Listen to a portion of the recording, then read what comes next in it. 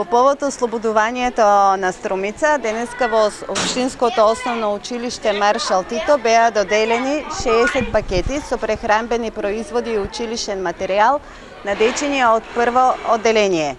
Причината зашто токму ова училиште е мултиетничкиот карактер на самото училиште, затоа што сметаме дека различностите обединуваат и треба да ги негуваме.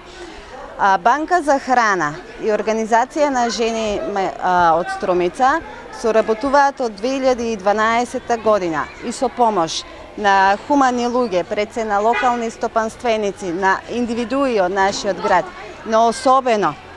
поради заложбата и помошта од општина Струмица, на чело со градоначалникот на нашата општина, господинот Зоран Заев, во изминативе години, заклучно со денеска, се поделени над 8 тони храна на луѓе, на семејства кои што припаѓаат на социјално ранливи категории, а искрено се надеваме и посакуваме тој број понатаму да опаѓа, меѓутоа за жал истиот се повеќе се зголемува.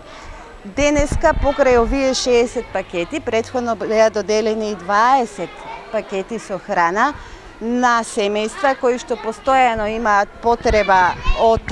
ваков вид на помош и кои што постојано доаѓаат во нашата канцеларија.